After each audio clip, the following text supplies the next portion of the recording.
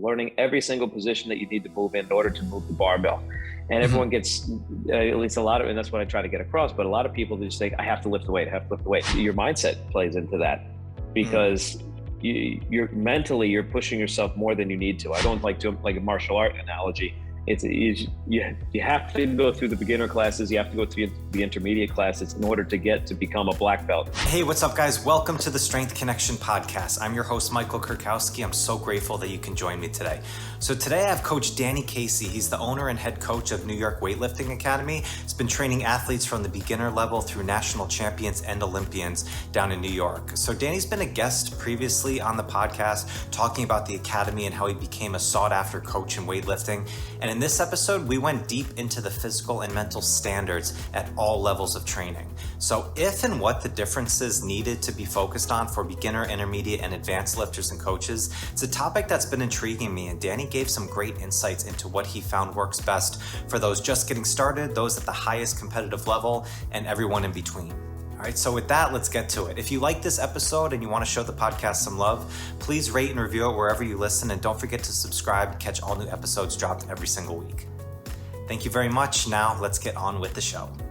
Welcome back to the podcast, everybody. Good to see you. Danny, so good to reconnect, man. Thanks so much for taking the time and coming back on, man. Mike, of course, my pleasure. The last time was so much fun. So the preliminary discussion we had just going into this and everything now, it's like, it's fun. It's good to see what you pull out of me and the conversation we have. So I'm looking forward to it. Absolutely. Yeah. No, just connecting with you a few different times over since we last spoke and seeing the growth that you had in New York with weightlifting. I think it's awesome just how you're, scaling the business and building it up. So, awesome stuff over there, man. I appreciate that. Appreciate it very much. Things have been moving. There's always different currents and ebbs and flows with obviously owning a business, but also how, especially too, my gym seems to work. So it's just always a changing dynamic, but it's something you could steer. Yeah. So short intro for everybody listening. Danny Casey here. I've had Danny on the podcast before. He was a referral from good friend Eddie over here. Shout out to you, Eddie, over there. Yeah, Eddie Mac. Exactly. He's still going over there. He's still doing good. Oh yeah. Yeah. He's doing really well. He just got back from a nice trip that he took, and he's actually going to be hosting a mindset seminar at the gym on November 19th. Yeah. So he's kind of giving a preliminary discussion. It's kind of informal a little bit, but going over with those who want to really shape their mindset and work in I guess, as you know a little bit more about his areas of expertise with that. Yes. Oh, that's awesome. Oh, that's great. Yeah. So like last time we chatted, we went into a bunch of different topics on Olympic weightlifting, of how you started New York Weightlifting Academy, the work you've done. I had Kari, Pearce on before, who you've worked with, high level CrossFit athlete. And, today, Danny, I did want to dive into kind of something specific with you. It's been an interesting topic that's been on my mind, and you've worked with people from beginning in weightlifting to, CrossFit Games athletes to elite athletes to Olympians. I mean, all different ends of the spectrum. And it's a very technical based sport of weightlifting. There's a lot of details and a lot of nuance. And oftentimes, especially for, I'm sure, people at the beginning level, it can feel very daunting. And then eventually you get to a level of, elite where it's very graceful, but also too, it's always those people who are kind of those intermediates. They've learned quite a bit over time, but that timeline of getting to that next level, going from almost good to great, can be a really long track down the line. It's kind of like, a white belt in martial arts getting to, a yellow or whatever. That might just take a couple months. You've learned the basics, but then going from yellow to brown and then brown to black, that could be, a lifetime of work. Yeah, very much. Yeah. So I want to break down some of the kind of the details behind this for you. And to start with, I'll give a little context I wanted to tell a brief story. When I had my studio here with my team, we had an event we called the Strength Mastery Challenge, and we called it the SMC. Okay. And this was like a twice a year event. And we were a kettlebell based studio, and people could come in and do a specific test. It was like a swing and a get up test, kind of like simple sinister, or we had like snatch test in there, double bells. Okay. And there was different levels. There was like level 1, 2, 3, and 4. And people would ask like, how do I train for this level? Like, what do I need to do to get here? And kind of broke it down of different weights. And I kind of gave a brief explanation of it. Like the weights in level 1, I said, like, if you just come in and just train, like, don't worry about anything else, just show up. And even if you've never had any experience before, in probably 3 to 6 months, you're going to be able to do level 1 base tests. Level 1 to 2, if you kind of stay on that same track, it might just take a little bit more time depending on your level. You'll probably get there. But if you want to do a level 3 test or a level 4 test, all of a sudden now you got to start thinking of your mindset. You got to start maybe thinking of nutrition and recovery. More things need to line up in place. So it's getting to an elite level. And even when you get to that, it might still take much longer than you had. And it was kind of my first kind of realization of what mastery was in training, not just going in and working out a little bit more. So that was just kind of the context that I had about like mastery and kettlebells. And I would assume in weightlifting, there's probably some sort of similar path. Like, do people kind of follow a similar path when you work with them? Like, do they get the movements relatively quickly as a beginner, but it takes a lot of time to kind of build the skills up? Or it's all subjective. So there are those who come in, let's say, where you go to teach technical components, to teach a skill. They just either, for whatever reason, they naturally pick it up. They move very well. And there could be a number of requisites that lead to that. And as a result, because they pick that up, well, all right, well, that's pretty good. Let's focus on trying to build your strength. And then from there, you try to build strength, and things change as time goes on and as their body adapts. Technical changes you may have to do, mindset changes you may have to. And then there are those who technical learning is just much harder, whatever the reason may be, whether it be flexibility, whether it be previous things that they've learned, the bad habits that they have to break. So it's going to be subjective in that regard, but it comes down to trying to just like shove everything in the same direction at the same time. You work on every little bit, you keep chipping away to try to work all of it.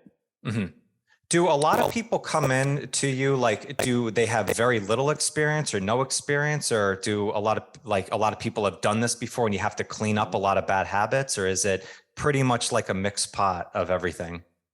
It's a mixed pot. And it's funny, let's say you define experience, or when you say experience, it's like, how do you define experience? Just being subjected to something and doing something doesn't necessarily mean you're experienced, because dare I say, I'll get a lot of people come in from CrossFit who you could say are experienced in the lifts, but there's no fundamentals. There's tons of bad habits. They don't in actuality, I would say, understand what they're really trying to do. So in other words, I mean, I would almost even say in certain regards with them, you almost start at a negative, because you have to try to break bad habits, instill fundamentals, and then just take the ship and do a 180 in order to get it going in the direction that you need to facilitate long-term success, which is really all weightlifting, or especially Olympic lifting, is predicated on long-term success. So it's nice to get fresh people who you can teach fundamentals to right away. And be able to work with them, because it makes my job so much easier. It's just, I mean, there are certain people where, like, I don't have to, I just have to demonstrate once or twice. They have an idea, kind of position a little bit, and they're done, and that's it. It's like, oh man, it took about 5 minutes to do, and that's great. Then there are others where it's just hours, weeks and hours, or hours and weeks, where you just know you have to do this, trying to come up with any analogy and really trying to force habits out of the way. So experience is going to be contingent upon the individual in that. So it's tough. Yeah, that's interesting. For a long time when I would work with brand new people who would come in, I worked with a lot of older population for a while, and some of them never trained and worked out for 50, 60 years. And it finally got to a point when I was like, that's actually, honestly, like, that's actually a good thing right now. Like, you're a blank slate. Like, we can actually start fresh. You don't have a lot of bad habits that get built up, because sometimes breaking through those bad habits from multitude of different ways could be really hard to break. It could be a mental thing. It could be a physical type thing. When you when you see the bad habits in your space and stuff, what are there some specific ones that seem like they're constant that, come in that you're kind of working to fix first? Yeah, there always, I mean, the biggest thing that leads to a majority of other issues is just people rushing, trying too hard and or rushing.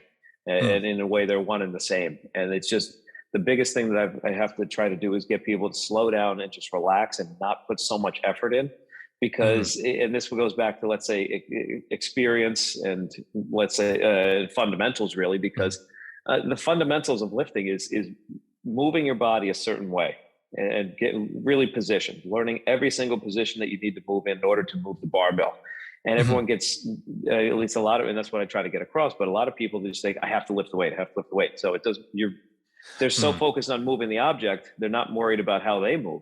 The object is going to stay there in perpetuity until someone in some shape, somehow, natural force, whatever it may be, moves it.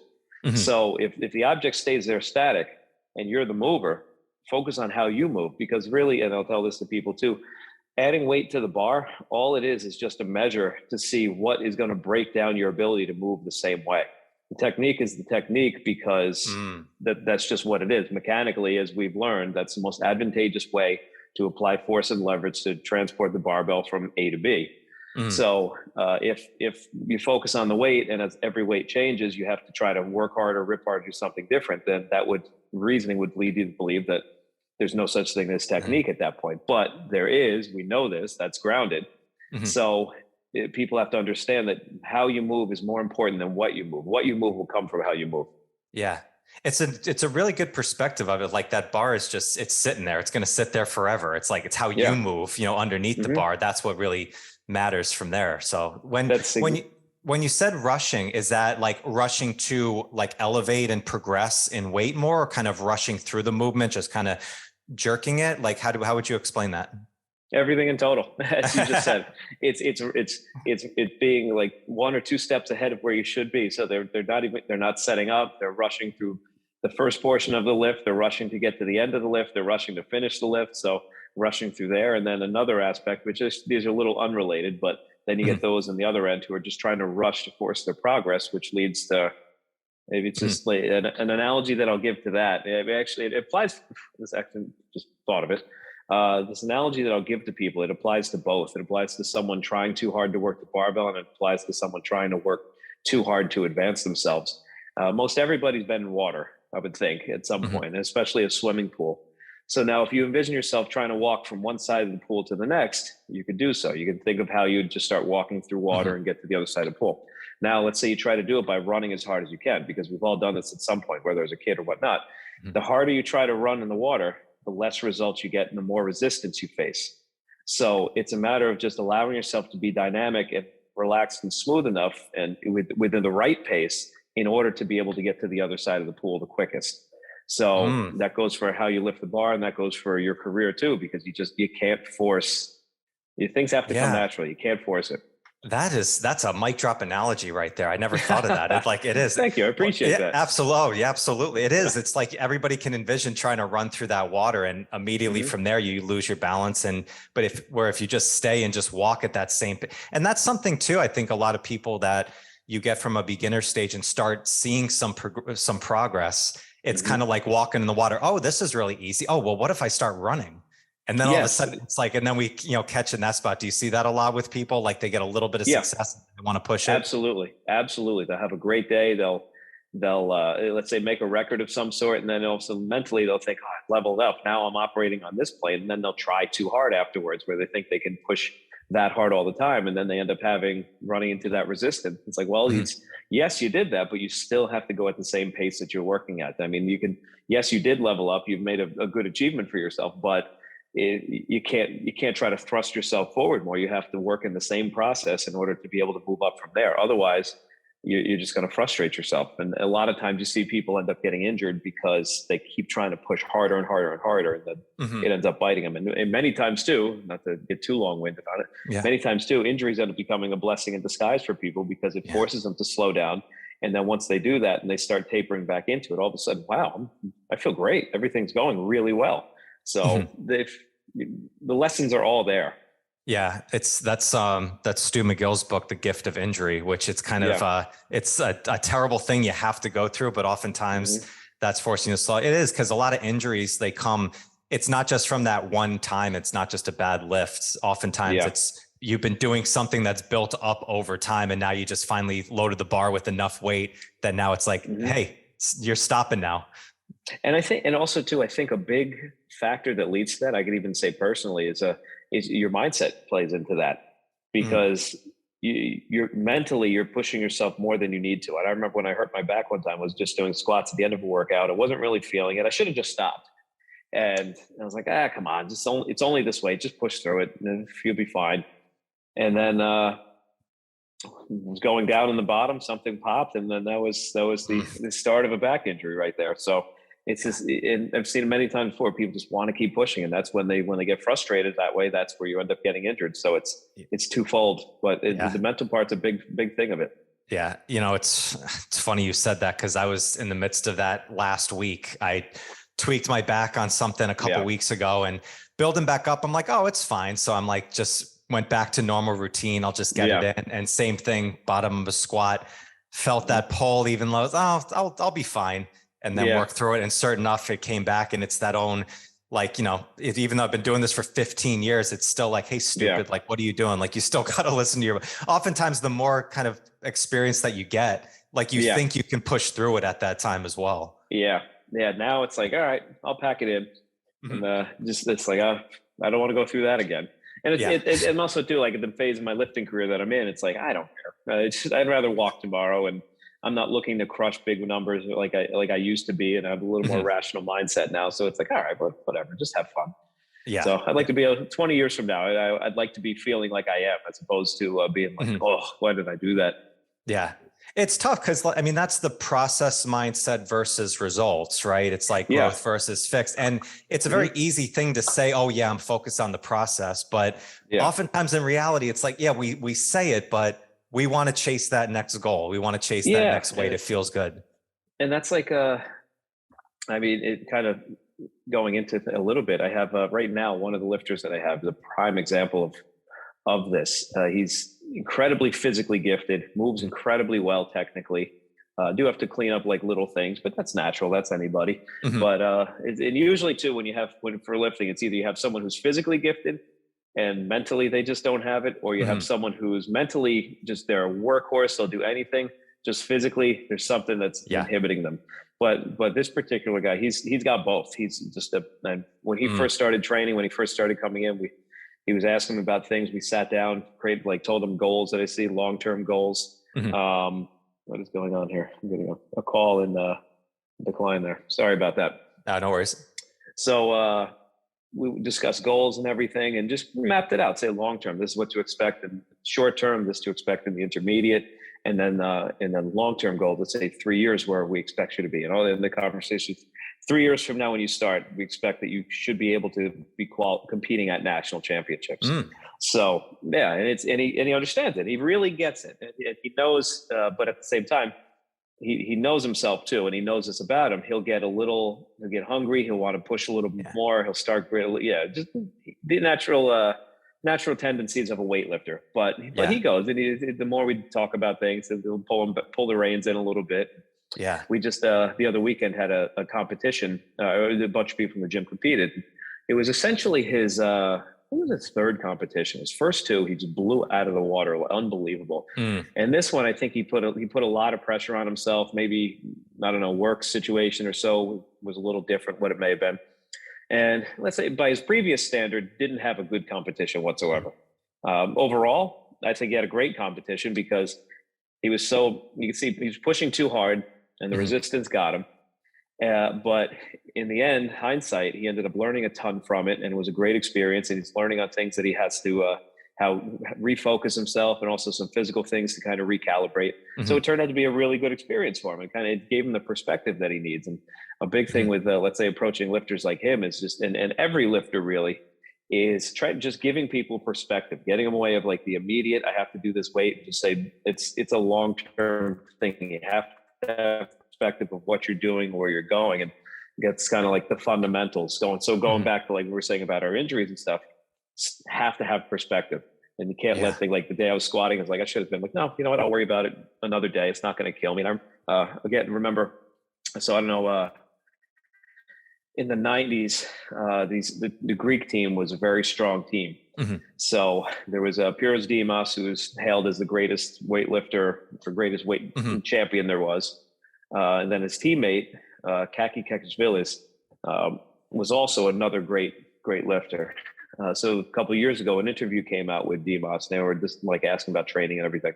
And mind you, they both had just about Dimas more, but let's say about equivocal records, highly successful. Mm-hmm. And he said there would be days where Kakhi would come in, go to lift and everything, and just be, I'm not feeling it today, go home, and he would just leave. Yeah. Where Dimas would stay there and just keep punishing himself and working hard and end up being injured much more frequently.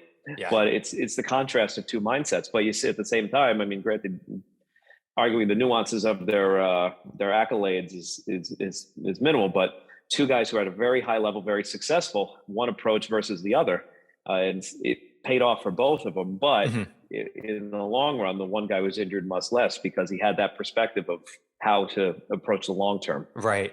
It's so interesting. Like, I can see that physically where, the one who is much more stoic, kind of, he kept his body a lot more, in a better position from there. Mm-hmm. But mentally, almost for competition, do you think kind of one personality is stronger than the other one? And because I've seen it kind of more so in powerlifting, where like some people, they approach the bar and it's like nothing's going on at all. Like everything is just so quiet, like there's no extra emotion. And then they go, where the others I see who are going up and they're like so amped up and ready, they're about to like murder someone from there. Both of them seem like there's some success in both, but in your experience, have you seen kind of in competition, one mindset work maybe a little bit more than the other one? I think that's something that's going to be subjective. Mm-hmm. And it comes down to how you can apply yourself and what someone needs to do to properly apply themselves in order to be successful. So let's just, I can take myself, for example, or I'm sure use myself, is for the number of years when I was really competing and training with Mark and everything, he would always be more aggressive, do this. And I learned a ton of it, really learned how to focus and everything. But a lot of the times where I'd try to go amongst try to get amped up. And I'm one of my training partners. He would do that. He would compete well getting amped up. Whereas, as I've found, especially the more relaxed I was, the more, let's say, quieter and just not getting so fired up, elicited better results. I was smoother. I was just able to control myself in a better manner, apply myself better. Whereas when I would get fired up, it would just be all over the place. It'd be a train wreck. It'd be terrible. So I think it comes down to the person, and as a coach, you have to learn how to facilitate that out of somebody. Sometimes the quiet person may need to do a little bit more. Sometimes the amped up person may need to do less, but I think it'll be personality driven relative to your application. Yeah. It's interesting. I remember talking with Bill Esch, who's a master of sport in kettlebell sport. And he said the first time he ever competed being next to Denis Vasilev, who's the GOAT, he's, 11 time, I think 12 year champion now. Yeah. And Bill said he's that guy who's like, at the end, you see every emotion on his face, and then he puts the bell down and he's on the floor, where Denis just like, pretty much bows to the kettlebell and then just like leaves. And he's like, like, if I tried to be like that, like I would not, be able to, complete the reps that I needed to. And I think it probably comes down to the most, like, what's authentically you. Like, you don't need to be somebody else. You don't need to adopt. And that's something we probably everybody does. Like you see, probably brand new beginners in the gym, they see people who have been there for a while and think, oh, I need to adopt that look, that mentality. We kind of have that. Thing, when in reality you get to a point where no, like, do what you need, like do what feels best for you. Like you don't need to be, you can be the stoic, you can be the rampage, whatever it is. But if it feels like best, I guess that really comes from self-awareness, which I'm always kind of figuring out, like, when does that really take effect the most, Yeah. And I actually like that. That's a really good thought. I'm just the wheels are turning on that a little bit because it's kind of how I encourage. I mean, yes, with lifting, you need to have fundamentals. You need to understand them, apply them, continually learn them. Because in every sport, the fundamentals are what dictates success, your grasp of them, that is. But another aspect for training that I like to apply and I really try to encourage is that everyone has to learn themselves. They have to learn your body. Always, I tell all the time, learn your body, listen to it. It'll always tell you what it needs. It'll tell you what it doesn't need. If you feel tired and it's telling you to go home, do it. If you feel great, do that too.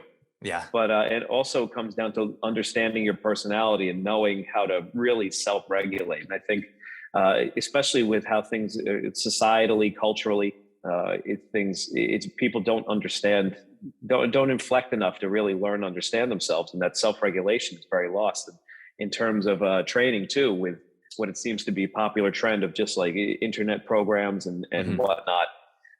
It's like everyone's, oh, what's the paper say? I have to do what the paper says. Whereas it's like you're looking at numbers. You're not learning while you're doing. You're not, okay, do I feel this?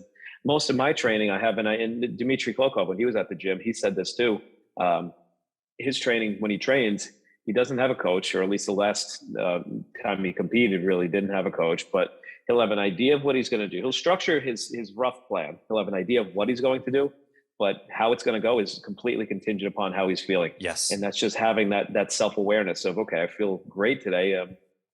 I'll do a little more. And the biggest thing too with that is learn how you're feeling and don't get greedy. Because again, too, greed is, when you get greedy, that's when it ends up biting you. So usually I think trying to foster lifters that have that awareness, that's a tough thing to do, but I think one of the most important things, just going back to like the personality of it, it's like you got to learn yourself, because you can look outwardly to a coach, you can look outwardly to a program, but really all those things we're just facilitators. We're just trying to facilitate and help you, because in the end, the competition platform, I'm not up there lifting it for any of my athletes. Right. They're lifting it. So it's ultimately you have the responsibility to yourself for that. Yeah. You know, it's funny. My old partner Chris had a great rule in the studio where you could only PR once in the day. Like if you hit a PR in something, like if you did a get up you never did before, like you can't chase a press now. You can't go up and wait for your swing. And I remember when he did that, and I was like, that's a really good thing, because it's like you can get very greedy. You think, oh my God, I'm feeling great. What else can I do? And that's when shit pops up all the time. But what you talked about with Dmitry, I think is so fascinating. Where I've talked a lot on this podcast about intuitive training, and what that is.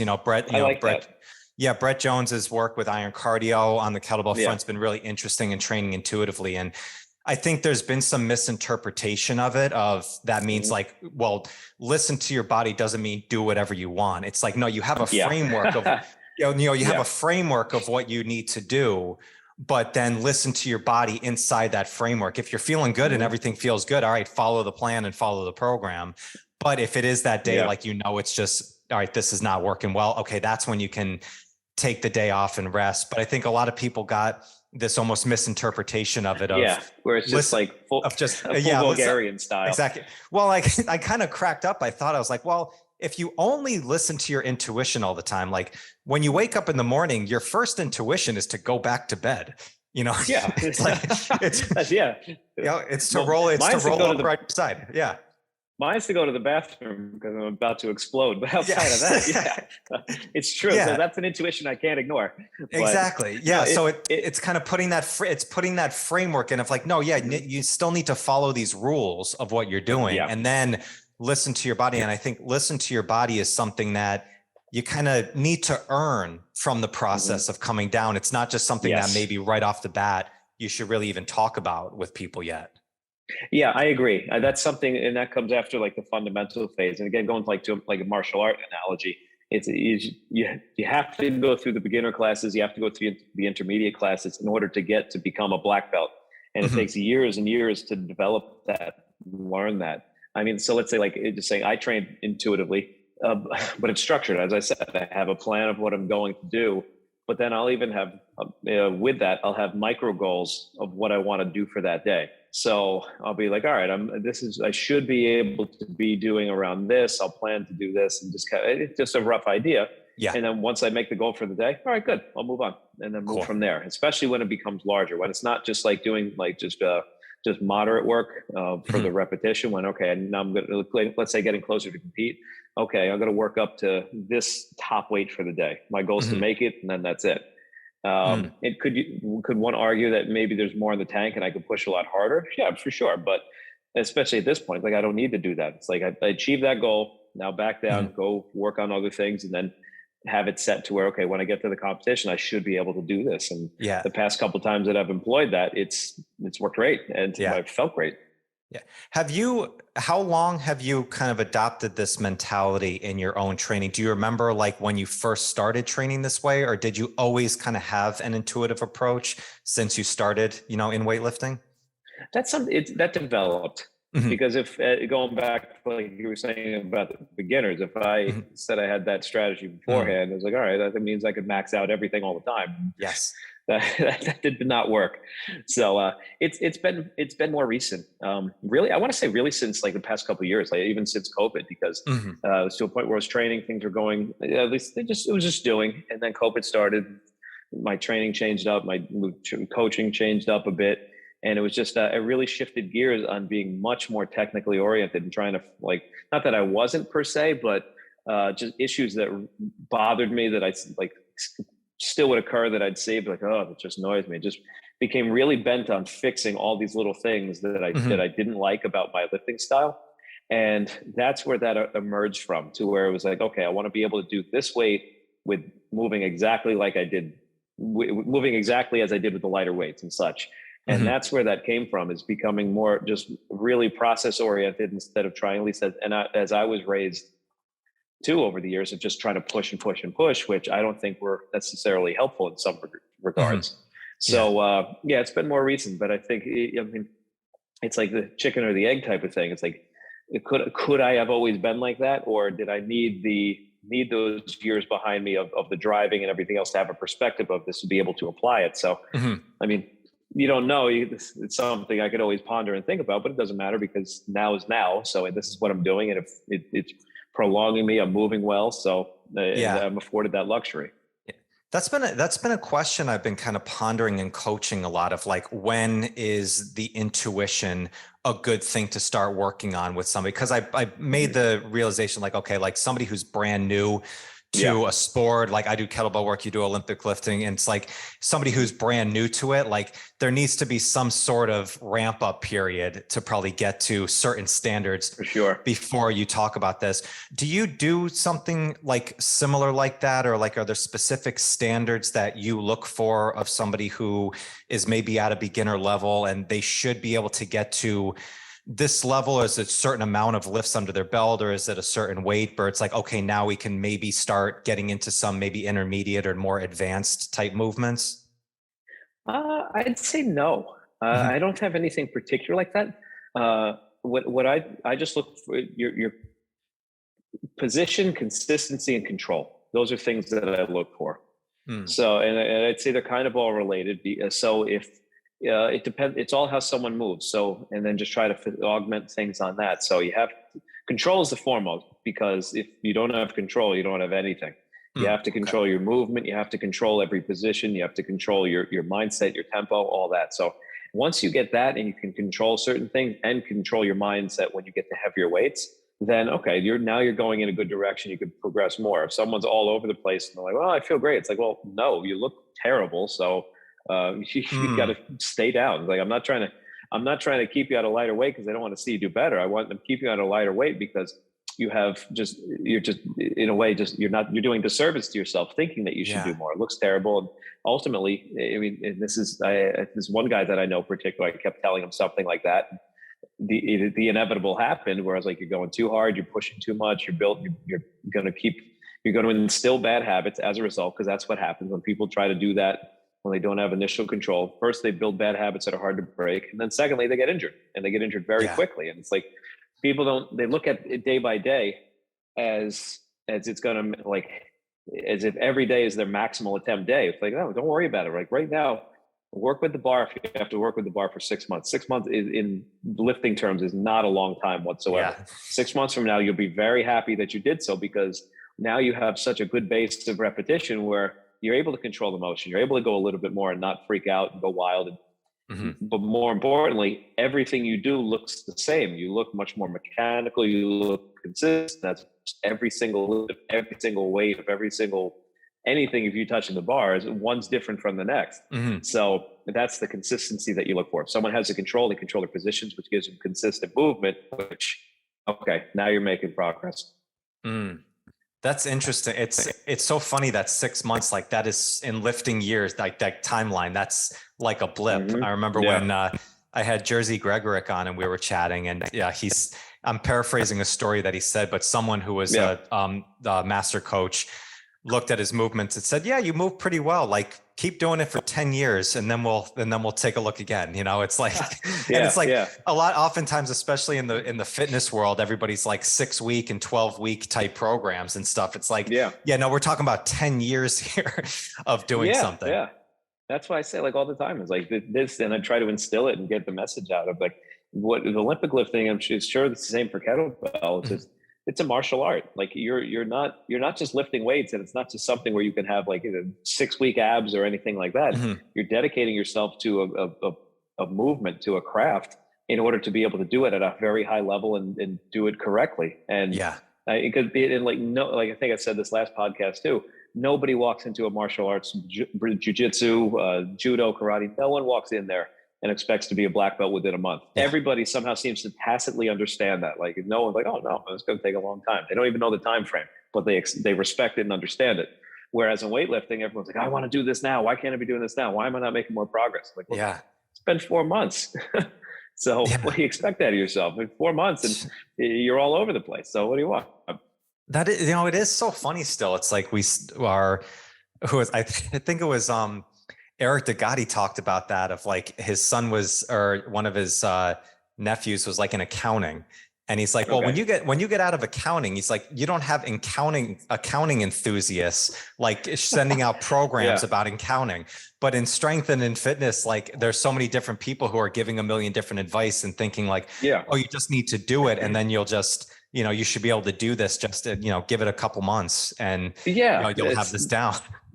That's exactly it. It's just like, especially with the internet too. I mean, that's just common. And Reddit. Oh man, ready to get started. The weightlifting coaches on Reddit. Yikes! But it's just like, it's just an echo chamber for these people, and it's just like, it's like, take all the input and just throw it away. Focus on what you're doing.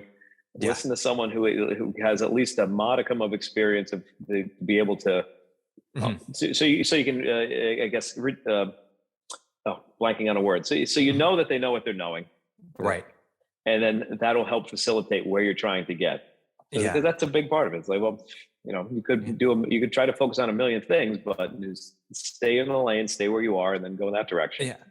Well, and oftentimes too, I remember Carrie Campbell said this to me about like when she's put her clients on like podcast and book like hiatuses. Like, no, you're not listening to any more podcasts or books. Like, you don't need any more information about stuff. Like, just keep doing the thing that you're doing. And I think that has such a beautiful carryover into strength work. Like, if you just practice the movements, like, you don't need to read anymore. You don't need to look at it. Like, maybe look at it for inspiration. If you want to take a look, that's awesome. But you don't need any more information. Oftentimes you just need to practice it more and more, of just get the reps in. Then you'll get to that point when all those little details start to come in and they start to make sense a lot more. But like I've told people, it's like, you learn the 6 basic movements of kettlebell work and you do that for a couple years, you're going to be really strong. And then you're going to have a lot of different avenues that you can go down.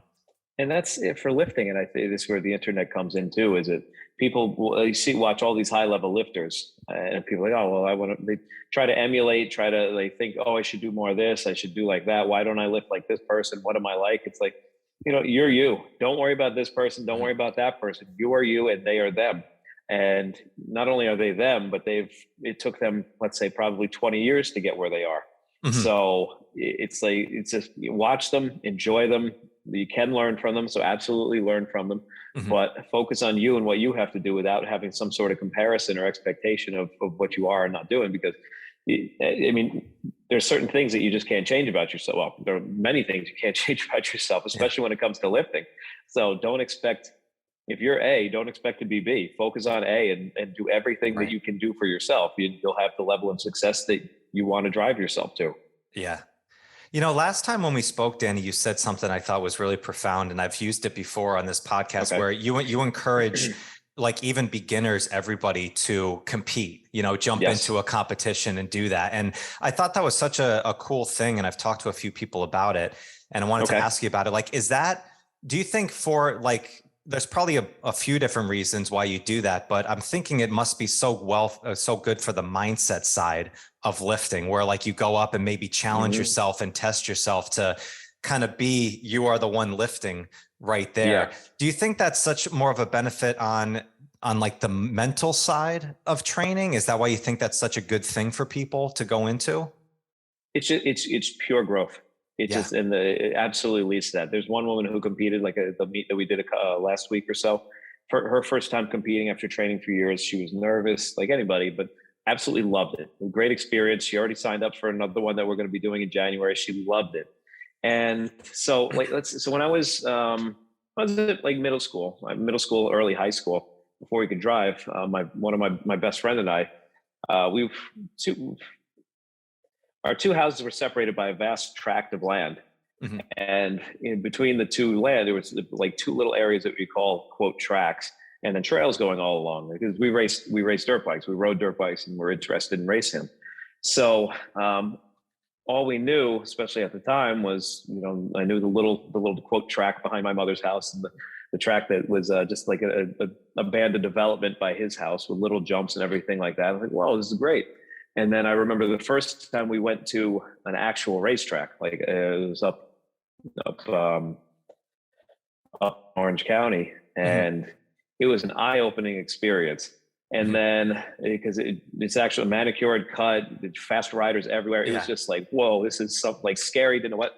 But then when we came back and went back behind my mother's house, now all of a sudden, this place that I thought was so great to ride on, jumps are big and all that stuff, it was just like a couple molehills, and my perspective changed. It took something that I thought was much larger than it was, and now all of a sudden it's just this tiny little dirt pit that we're cruising around in. Right. I felt faster. I felt more confident.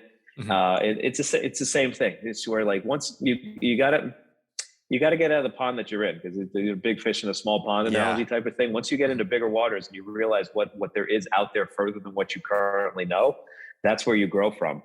Or what you grow from, and you get that experience that you take away. And like I said to this one woman, it's just like, she's like, it was incredible. Like, you watch when you come back to the gym's going to look different to you. And it's like, yeah, this is so different now. I mean, and you approach training differently. Everything's different. So that's why I encourage everybody to do it, because you learn about yourself, you learn about the world that's out there. It's like, why would you not want to do that? Yeah. You know, it's so interesting because it's like something you can't teach somebody of doing that. Like it's just, you'll just be so many years ahead of just doing those different things. I think I mentioned this last time, but I remember one of the first times I recognized this was when we had our old studio and we did a strength challenge in there. Yeah. And we didn't expect that many people to sign up. And I think like 26 people overnight, like wanted to do this. Like, all right, we're going to put on a pretty decent event. And like everybody was hitting PRs, everybody's cheering and stuff like that. And you realize like the energy the next few weeks afterwards, when people were coming in, like things changed. Like, and you saw even people who weren't at the event and didn't go to the challenge, either they couldn't make it or they didn't want to. They were kind of looking at these other people almost in a way too, of like they look different. It's like you wear that and you wear that energy a little bit different, you know, on you, and you can read it. You can read about it as much as possible, but you know, those are those things that you can't manifest in your own mind. You have to go and just step into it. I think that's so powerful. It really, you can't teach experience. You have to live it. And it's true though, because the same thing happens at the gym afterwards. Like when it's like there's more energy. It seems like there's more solidarity in community between everybody. Other people, let's say, couldn't compete for whatever the reason, they're motivated. They can't wait to get on the platform again. So we're going to do another one in January, as I said, and have actually a lot of new, I want to say probably about like 6 new lifters that are going to be entering into it, which is a lot for our first timers, coupled with a bunch of, I think just about the entire gym is going to be registering for this competition. I have no idea how I'm going to possibly handle all this, but I'll figure it out as I go, I guess. But I'm not going to tell anyone not to, because it's awesome. It's great when people are motivated to do that. It's like, all right, good. Keep them going. Keep giving them good experience with it, because it's just, they grow. And that's the point of it. I mean, really, that's the point of all this stuff. The more you grow, the more you succeed. Yeah. When you, it's a question I think I'd like to close this out with, is kind of the mindset when you do compete and like you're on the platform, you know, it's like, do you see, I'm sure a lot of people, everything's going well in the gym, like they're kind of in their zone, however their personality is.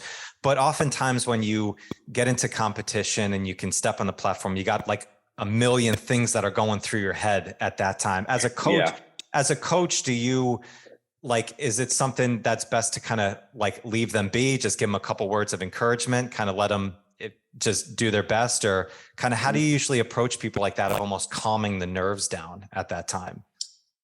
It depends on the person. Generally, I'd say overarchingly, I don't give anyone anything. The competition day, I just kind of leave them as they are for the most part. Some people I could see like what they need, try to like, especially generally anyone who's like really strung out and tense, they'll just try to joke around more and just give them like more lighthearted type of things. Like, come on, listen, there are things much more important than this or whatever it is, just like stupid stuff to make them laugh, whatever it may be. But for the most part, I just kind of leave people as they are. It's simply because I don't want to, because there've been times like when I've competed where it's, let's say, any outside influence like that actually disrupted my focus and disrupted what I've constructed in my head. And a lot of times, like even like small things like it's weight changes or such, like the plan that I have, and that's why I discuss everybody like what they're going to do beforehand. So because I know that it's like, this is what I'm planning to do. This is what I want to do. Even sometimes if I think it's a little absurd, like, all right, we'll go for it. Just because I think someone is they'll be more confident, more comfortable if everything goes as they envision it to do for the most, because granted it doesn't always, but at least the construct they have in their head, if things kind of follow a procedure working up to the platform as they envision it, then they'll be more comfortable, more confident. If they feel like they're going awry or like I start changing things, then they're going to start, let's say, anything that could impose self-doubt or such, try to minimize that. Or prevent anything like that from happening, because you want everyone to do well. Right. You know, sometimes funny. I think some people you see, you just can't stop them. You see, oh boy, they're really off today. They'll see what happens. Well, it's funny. A lot of times I've seen the people that get off like that or like get thrown out of their mindset. It's almost like they feel like everything needs to be like so perfect. And, you know, in competitions, like nothing ever happens like perfectly, like different times are popping up. The bar is not exactly straight. When you get there, like a lot of things could, go off. And if it's almost like if you feel like too rigid in your routine and not have a little bit of flexibility, then it's like, okay, it could throw you all off. So absolutely. And I think for me, that goes all the way back to, like I was saying about teaching someone in the beginning about control. It's just control your environment, control your mindset, control your environment. And with that, I mean, especially become more commanding, command where you're warming up, command your area, and do little things, set things how you want them, set the chair up in the corner at the right angle that you want it to be at, have whatever you're drinking, have whatever you're drinking there. So little things like that, things will get thrown off, but it's like just kind of, and I think this comes where like, let's say how you coach someone in their warm-ups and how you facilitate how they're warming up will lead to that. It's like, just don't be a complete prick to other people, but at the same time, just stay to yourself and focus on yourself and let things come as they come. And because you have to be adaptable, but you do have to be able to control. And I guess, going back to the control, you have to control yourself, which means you have to, control how you move, but you also have to control your reactions to things. Yes. You can't let a little thing throw you completely off the rails, because one, it makes no sense, but two, why are you going to do that? So control things that are out of your control by not caring about them. Like, all right, whatever, I'll just do what I have to do. You know your job, you know what you're here to do. Right. And I guess that circles back to, like I was saying about with my training, how I do like the mini goals per day. So I have it in my head of what I'm going to do, what I want to achieve for that day.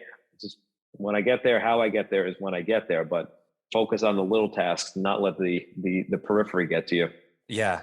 I love that. I love like the mini goals on a daily basis. I think that's such a powerful thing to kind of keep you grounded in what you're focused on for the day. Cause it can, like if you have big goals down the line, I mean, I think that's great, but oftentimes those can look so far away in the monotony of every day. Like it's, you know, having those little triggers to keep you going. Okay, what's the focus on today, do, what not just to do. Exactly. Yeah. Competition's in 8 months. I know that's coming right there.